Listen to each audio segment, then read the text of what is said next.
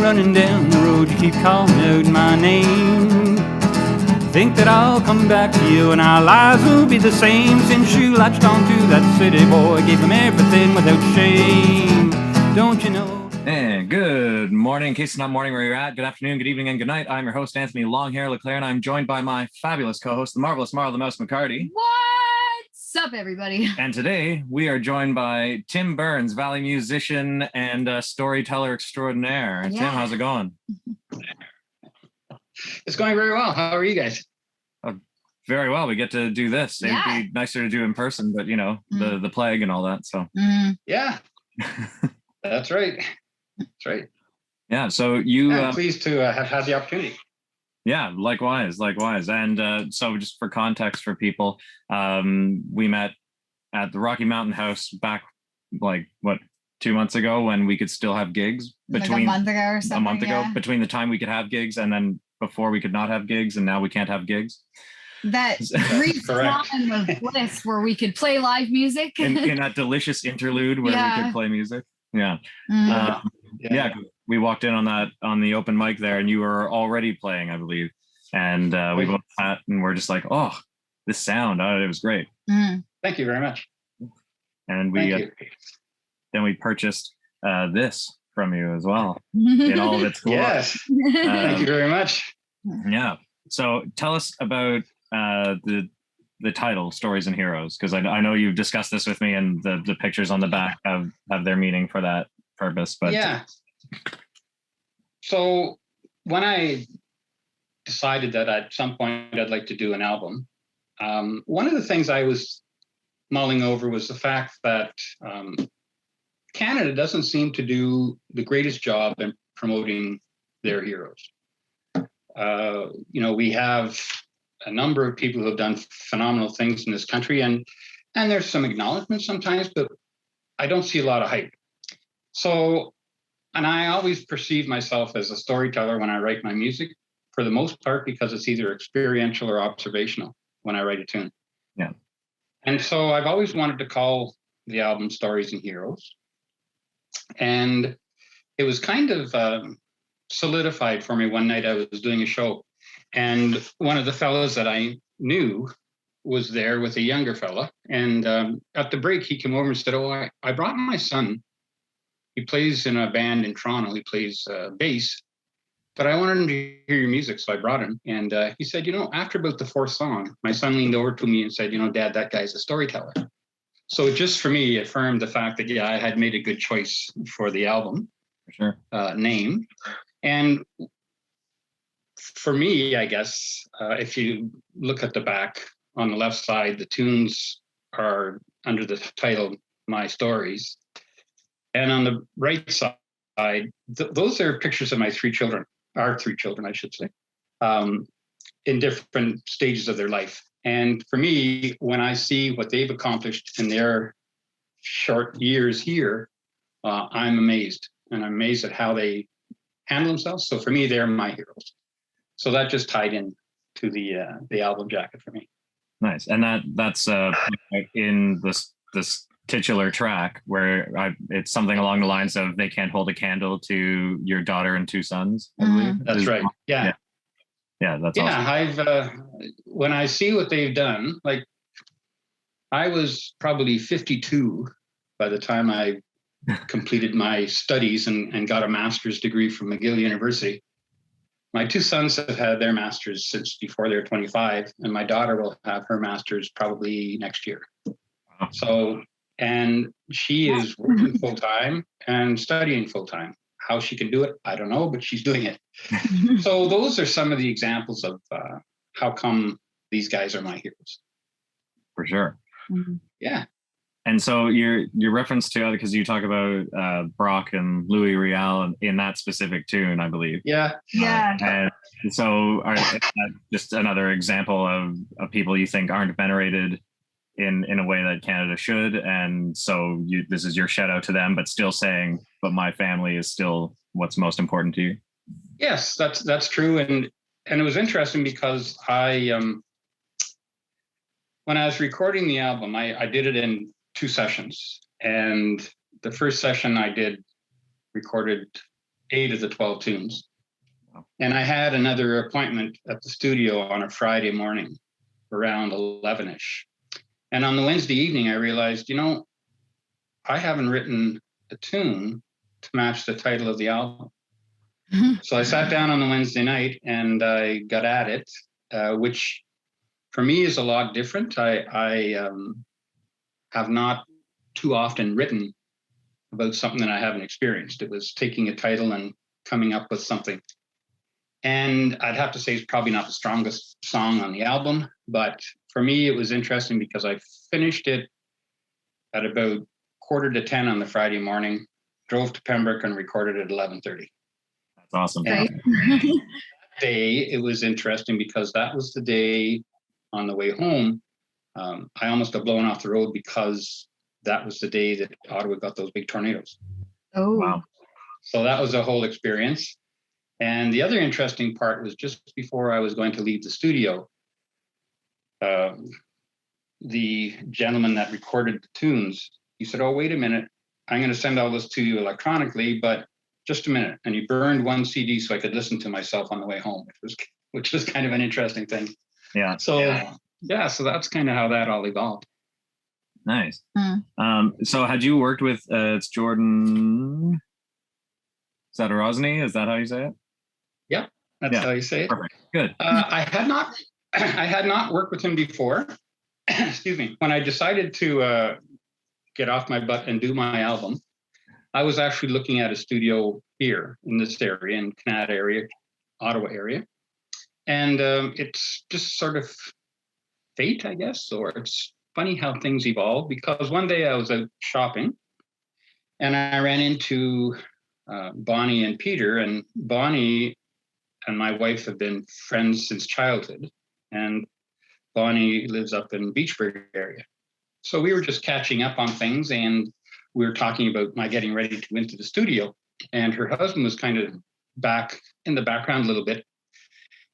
And when Bonnie and I had finished chatting, he sort of stepped in. He says, "I don't know if you know this, but," he said, "I'm a jazz drummer and I have no information in terms of costs or anything, but I just spent a week in the studio in Pembroke."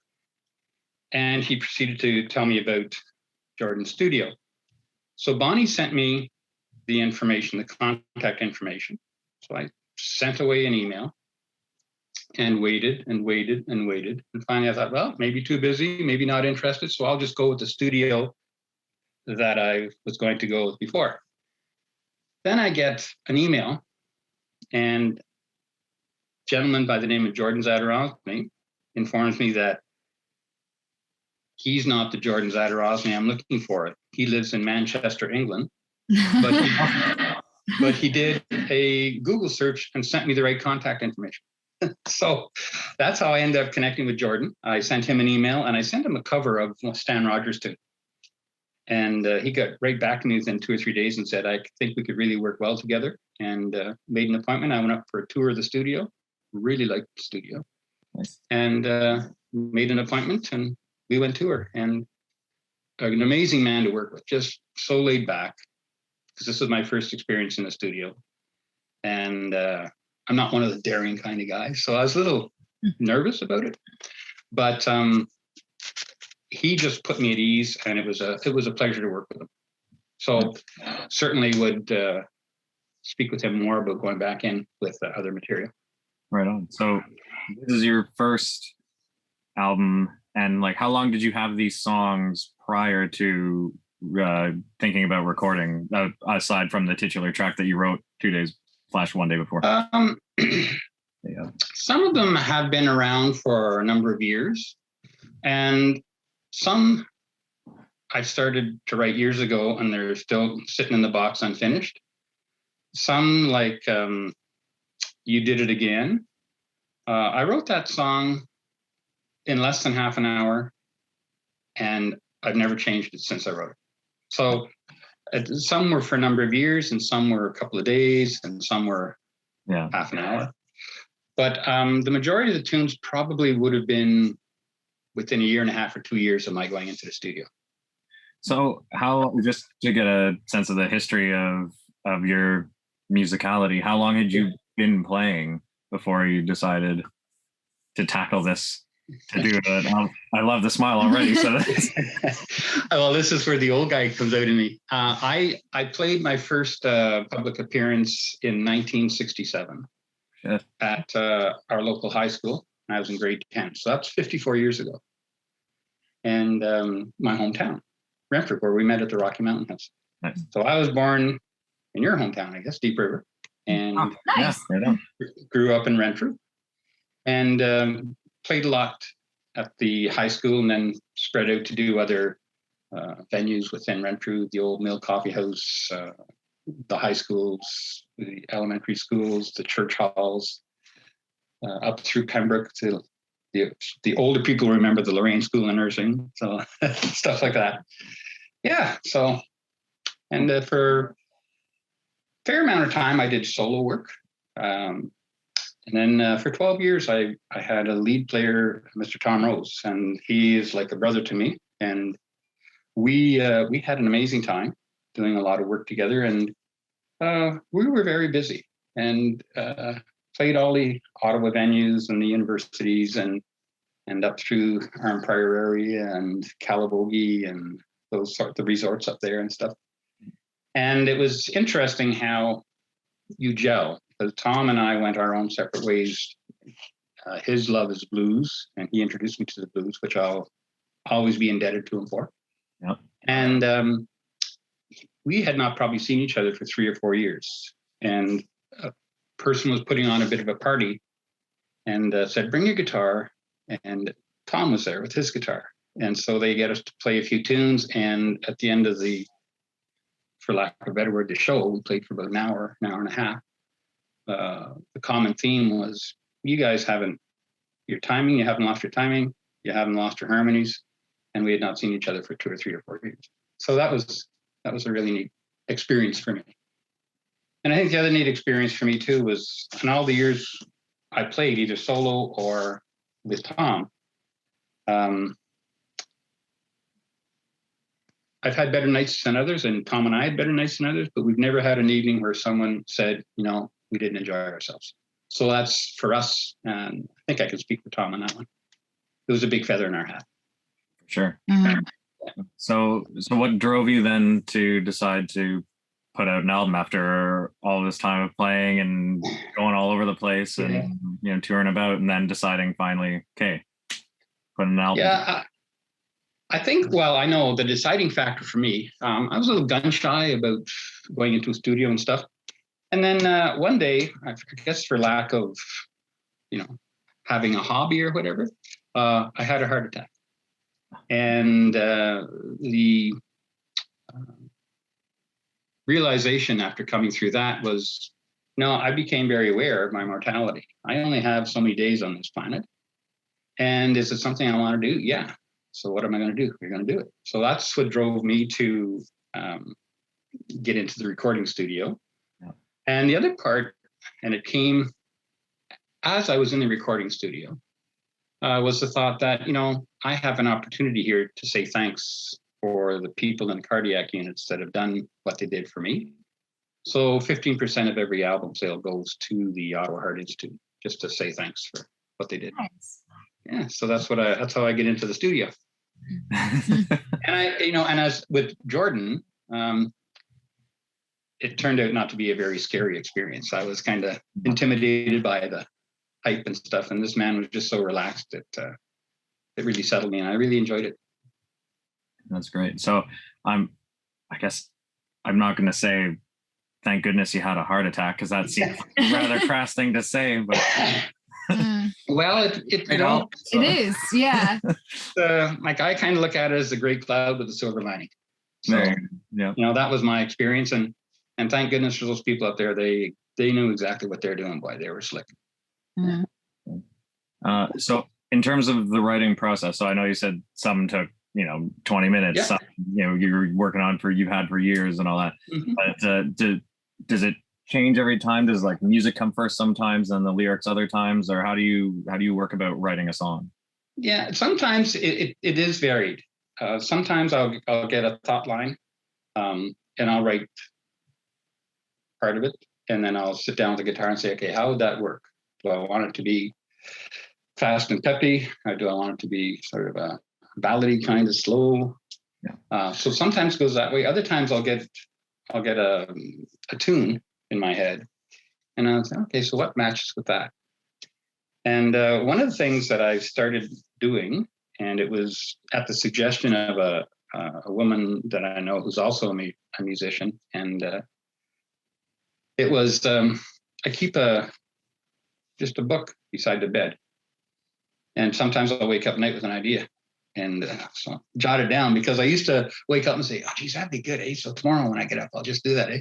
And complete blotto the next morning. Ah, geez, and it was such a good idea, and I couldn't pull it back out. So I do stuff like that. And the other thing I started doing as well is I picked up a little recorder. It sits right on top of the mic stand. And if I'm practicing and I get an idea, I just turn the recorder on and I run with the idea as far as I can. And then it's taped, and then I can go back and either delete it, which I've done sometimes, or try to develop it. And some of those still are in the box. So, yeah. You're not alone with the having an idea in the middle of the night and then going back to sleep thinking, "Oh, I'll definitely remember that," and then completely blanking the next day. No, I've definitely caught myself like falling asleep and then starting to write something. I'm like, no, I have to wake up and put this down. Like, yes, that's right. Yeah. Yeah. So, and yeah, sometimes it comes together. Like the Tired as the Night Before. That was the melody and the guitar work and the lyrics all came at the same time. And I just like played and wrote. Yeah. Yeah. So there, I think there are two songs specifically that I think we want to ask about, simply because they're respectively our two favorite songs on the album. Okay. And I know I've already talked to you briefly about Drive Me Around the Bend, because I think it'd be fun to rock it up somewhat as well. But sure. But that's just my own fantasy there. But regardless, so how did that song come about? Drive Me Around the Bend came about when I went through an experience that took me completely by surprise. And it had some romance or ex-romance involved. And I just kind of looked at it and thought, wasn't good, but there's got to be some humor in here somewhere. And so that's how that started.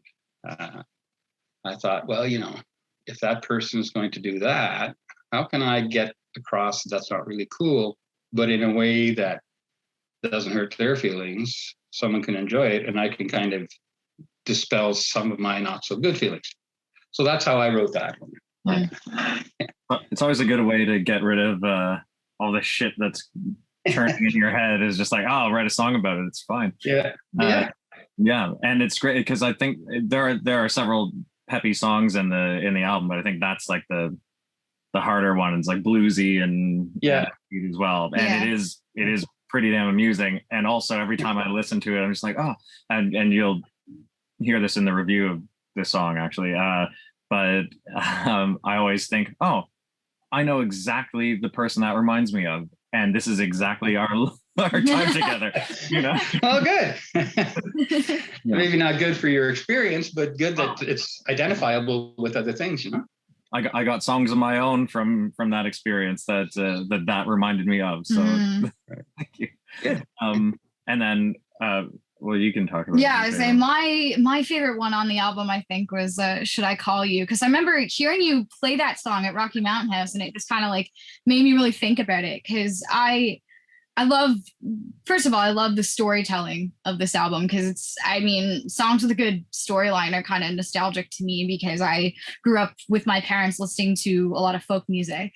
And so my parents took me to the Ottawa Folk Festival to see John Prine when I was like 6 years old. Like, great. So, it's listening to songs with great story is very nostalgic for me. But that one really struck me too, because it's sort of that whole like what if sort of scenario. And like with your experience, I kind of had an experience with that too. It's like, what would have happened in that scenario, that one person that just kind of gets away from you? Right. Yeah. Yeah. So I remember you telling the story about that at the gig, but I can't remember exactly what it was. So how that story came about, or how that song came about, we back in probably 1977. I was really good friends. We weren't boyfriend, girlfriend, but we were really good friends. We'd catch dinner every so often. We'd shoot the breeze, whatever. We had a really nice relationship. And she was a painter, an artist, and her medium was acrylics. And we were batting the breeze one day, and she was having trouble painting, and I was having trouble coming up with writing music, writing songs. And so I'm not sure which one of us suggested it, but we decided to get out of the rut, we'll make a deal. And she would paint a picture for me, and I would write a tune for her. So about 6 weeks after our deal, I was presented with this acrylic painting called Crystal Rocky Blues, and it was a mountain scene with a lake and forests, and on the back it was inscribed, my half the deal. So I wasn't as quick getting her tune written, although I did write the song, Should I Call You? And I wrote it between April 23rd, I believe, and May the 6th of 2018. And I was doing it, I got the idea, and I thought, you know what? I had a gig coming up. It was a fundraiser for rescue dogs. It was called Music on the Mississippi, and the headliner was Kathleen Edwards. And I thought, geez, I better get something nice for this. So I wrote the tune, Should I Call You? And so it's only like 40 years late, but I did finally write a tune for Kim. So I think you'll see in the jacket, there's a notation about that. And a really nice piece was that when I recorded the tunes, Jordan sent me all the stuff electronically. And probably a year and a half ago, I ran into this lady, ran into Kim. Hadn't seen her since 1978 or 1980, somewhere in there. And I had my laptop with me. So I was able to sit down with her and I played the tune for her. So I used to introduce it as, so, you know, Kim, wherever you are, this is my half the deal. Can't do that anymore because she's actually heard it. And she sent me a very nice note about that. So that was, for me, that was really nice to be able to share what I'd written and keep my part of the bargain, because I blew that one pretty well out of the water. But I guess a little late's better than little never. So exactly. Well, still a fantastic story to have to carry on with an album, though. Thanks. Yeah, it was good. Yeah. So speaking, obviously, continually speaking about the album, where can people find this? So it's on Spotify and Bandcamp. If they send me an email, I can arrange to get it for them. It's like I can do a face-to-face delivery when we're allowed to get together. Or I can mail it. Or I can mail it. So if they just send me an email at the email address you have for me, then I could certainly make arrangements for them to have it. Right. And like I said, like 15% goes to the Ottawa Heart Institute. So, and the other part of the proceeds go to help me pay off the recording. Yeah, for sure. And anything left over is being put away to hopefully get back in the studio. Excellent. So you're going to be pulling more out of the box for... Yes, I've been actually doing a few more. And I guess because I've become more comfortable after having the studio experience, I'm also now starting to check with or to try new things. So like, new tunings. So I'm doing a tune right now that is in an E6 tuning. I'm writing that right now, and I've got it partially done. And I'm looking at things like double D tuning and that sort of thing. So those are kind of near experiences for me that I'm having fun with. Yeah. We both only just started experimenting with open tuning. Yeah. It's interesting. Yeah. Yeah. It's a different creature. It really is. It is. Yeah. So, and it's interesting then, because you're used to perhaps using your fretboard one particular way, and you have a different tuning, and then your whole chord positioning is completely different. Yeah. But you have a completely different. It's still a chord, same chord that had you played it in standard tuning, but it gives your guitar a completely different, tune, whether it's more full or more bassy or whatever. But so I'm really kind of enjoying fooling around with that stuff. Yeah. Mhm. Right on. So in terms of what got you to where you are in terms of music, like what influences do you take? Because we were talking yesterday about what we hear in some of your work. But I'm interested Right. to know where you pull from when you think of the music and the musicians that speak to you. Okay. I guess the musicians that speak to me early on, I'd have to say Gordon Lightfoot. That was my big one. I was like, I definitely hear Gordon Lightfoot in here. Yeah, and I remember seeing him in 1968 at the old Capitol Theater. Nice. That's awesome. Ian Tyson, those sorts of things. More recently would be Stan Rogers has had a great influence on me, and I was blessed that I had the occasion to spend some time with Stan Rogers, and I was playing a small venue on one side of the street, and he was playing a larger venue on the other side of the street, and probably some Liquid Courage involved. But during my break, I thought, I'm going across the street. So I went across the street, and to get to his venue, went down into the basement of the establishment, and it turned out they were just taking a break. And so I just went through and walked up the stairs right onto the stage. And as soon as I hit the top step, there was a beautiful 12-string leaning against the back wall, and it just went to the side and banged down onto the floor. Oh. And that's when I realized just how big a man Stan Rogers was, because he just stood straight up, and oh my God, he was a huge guy. And so I just started, I said, geez, I just came in to ask you permission to sing your song. And I could not believe how humble this guy was. He said, you're singing my songs? Yeah. Well, do you tell them who wrote the song? Because that's the only thing I'd ask you to do. And I said, I always do that. But I said, I knew you were here, so I thought I'd come and ask you in person. He said, okay. He said, you're still on break yet, and I'm on break. So let's go to the bar and have a beer. And he said, don't worry about the 12-string. He said, mine was broken. So John Allen Cameron loaned that one to me, and I won't say a word to John Allen Cameron. So we had a beer and shot the breeze for a bit, and then I went back and finished, and he went back and finished. And unfortunately, that was only about 6 weeks before he died in the fire. Wow. Yeah. So the the end to that was my mother would not allow me to listen to Stan Rogers tunes for a while because I'd always end up in tears. And so we've got over the tears part, but I still think quite fondly of him. And I'm still so impressed with how he treated me as just a little guy playing a little bar. And some of my tunes, like Sailor's Lament, that's certainly influenced by Stan Rogers. Mm-hmm.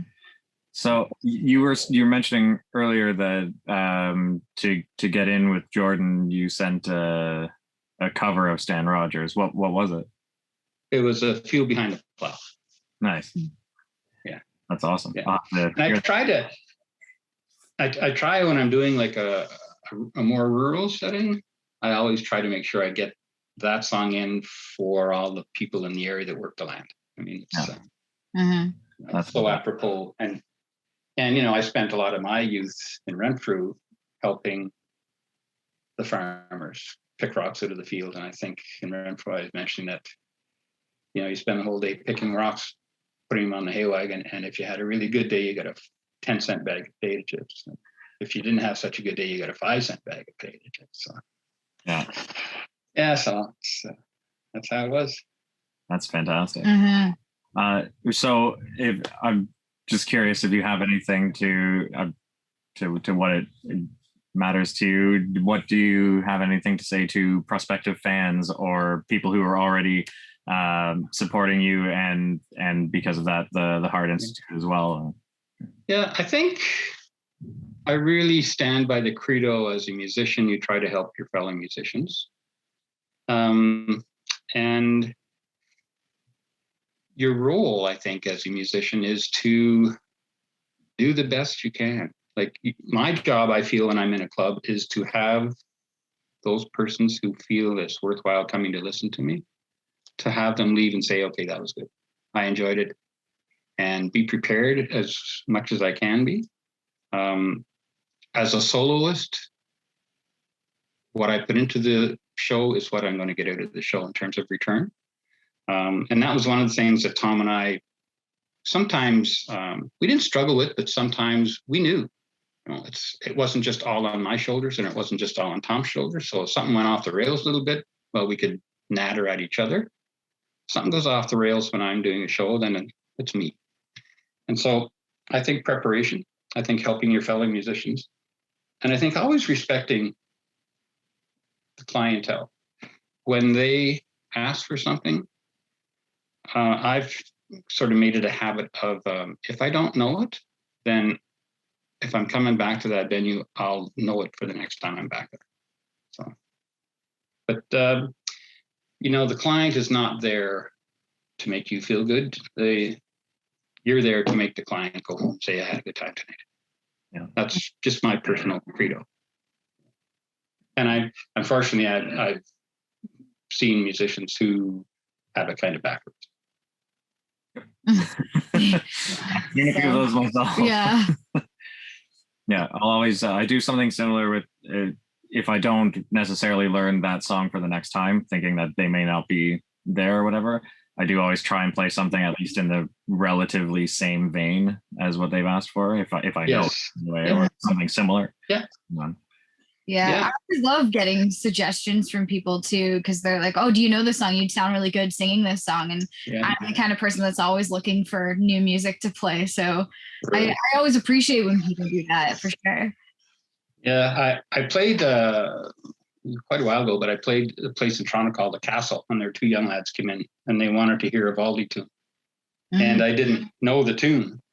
So one of the lads came to the side of the stage and would shout the lyrics to me, and I knew how to play the tune. I didn't know the lyrics, so he'd shout the lyrics and I'd sing. So that worked out really good. That was a lot of fun because it also involved the people, and that's the other part. It's important to try to involve your audience, to get them, whether you chat with them or whether you put a tune out for them or whatever. I think it's very important to.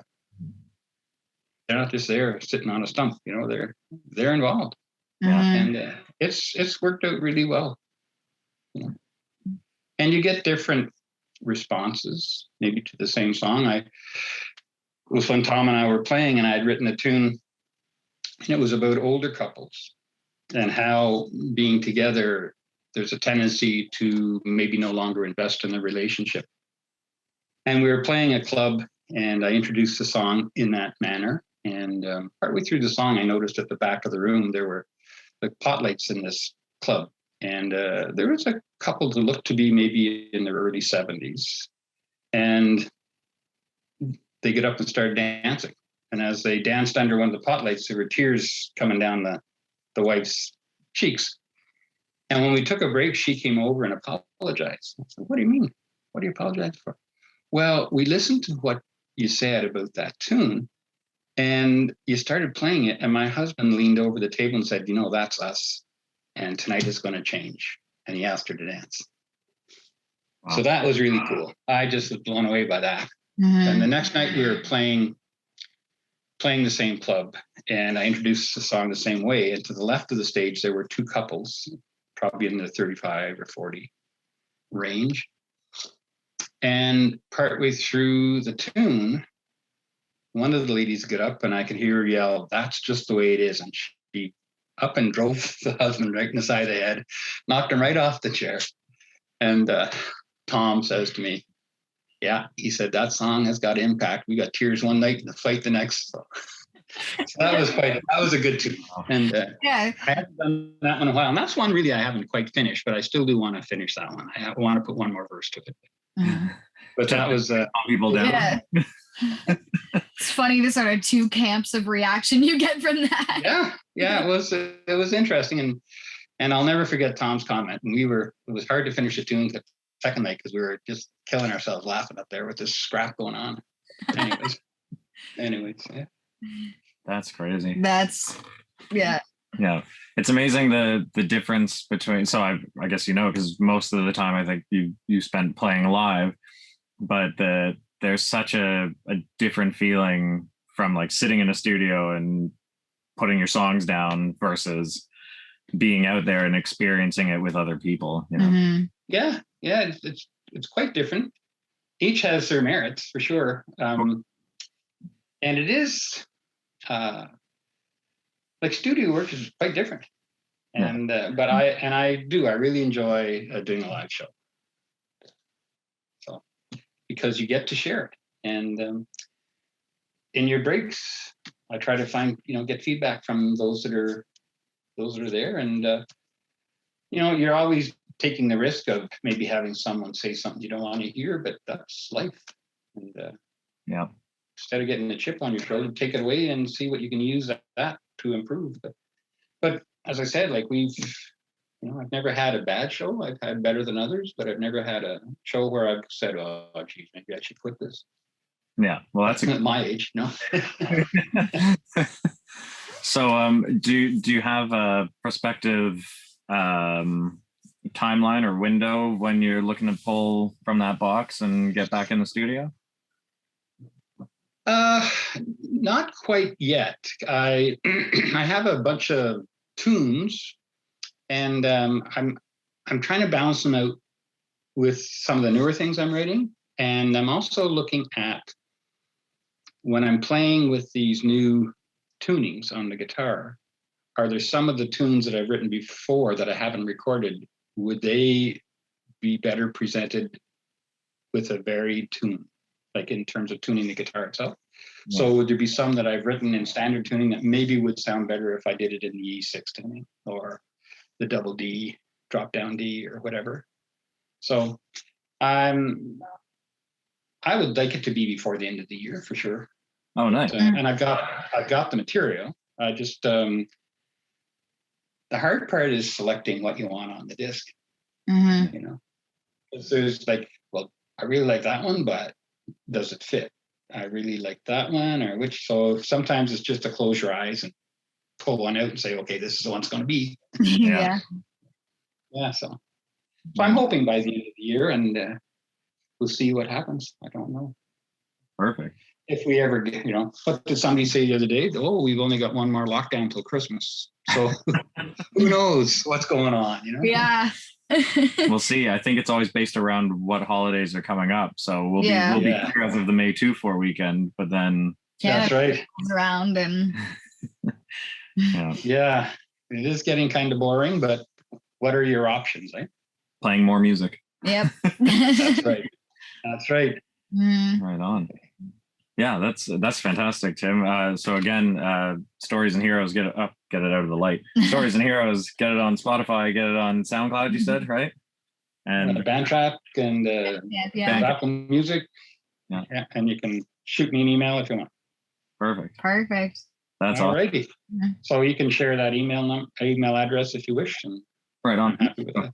I wasn't sure. I was just like, I don't know if I want to say it right now, but yeah. So I'll make sure it's posted in the video so that people can see it. Okay. And if they want. Well, thank you very much. Thank you. That's awesome, man. Yeah. Well, I should have seen it coming. All the signs are there. The new hairdo, the perfume, and that sexy underwear. Oh, but nothing seemed to matter. You never seemed to care. Now that you've been caught, you think it's time we shared your thoughts on love and honesty and where we go from here. Geez, you drive me round. Yeah, I had no idea you had met Stan Rogers. That's so cool. Yeah. And I'm blessed to have done that, and it's unfortunate that what occurred after that, but that's something I'll treasure forever. For sure.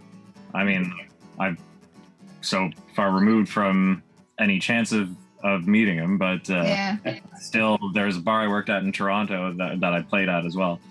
And one of my favorite things is there was a guy from out west who just loved Barrett's Privateers. So if he came in, had a couple enough to put himself in the mood, there's a big whiskey barrel right near where I played, and he would just be like, "Oh, hey, Anthony, think you want to play Barrett's Privateers tonight?" You know, and I was just like, "All right, sure, start." Yeah. So he would just start pounding on the whiskey barrel, and then I would start singing the song, and then we would have 5 to however many people joining in on the chorus and all different harmonies and stuff, and it stopped the bar. It was awesome. It was so much fun. Mhm. And, you know, from a man that I'll never meet, but still the music carries on that way, you know? Mhm. Yeah. It's really, it's something that won't die. I'm still looking at, you know, enhancing my repertoire of Stan Rogers tunes. And when you first hear them, you know, it sounds sort of basic, but when you start to listen closely, it's pretty intricate music that he's written. Yeah. Yeah. Yeah, it's not easy to just piece together and throw out there for a game. Mhm. No. I'm never very good with his quickies. I can't get all the words in the line. Yeah, Barrett's is a pain sometimes. Mhm. I think that's also based on how much people have had, because then it depends on the delay from them realizing, oh wait, you're right, I have to. Mhm. Yeah. Good canoeing song though. Yes, it is. Yeah. Yeah. Very good canoeing song. Yeah. That's good for your beat. Good for your Mhm. paddle. Yeah. And then you can do Northwest Passage when you just want a calmer paddle. Yeah, exactly. Yeah. Yeah. I always enjoyed doing the tune about all the people that were the captains of the Lakers. And the title slips me right now, but it's where the young lad gets washed over. And I've always really enjoyed doing that. You'll have to send me that when you figure out the title. Yeah. Yeah. But- Yeah, it's on the tip of my tongue, but it'd be a brain cramp right now. So, but I will send that to you for sure. Right on, Tim. All right. I'll leave you to enjoy the rest of your afternoon. I don't know if it's gloomy there as it is here, but Blue sky here. oh well. Oh, there you go. lucky? Yeah. Enjoy the sunshine. Yeah. Well, thank you very much, and hopefully we will see each other soon. Yes, I hope so. Once I guess after May, Mhm. once everything opens Yeah. Yeah. again. All righty. Cheers. Yeah. Good talking to you. Take care, guys. You too. Have a good one. Bye. Take You care. too. Bye.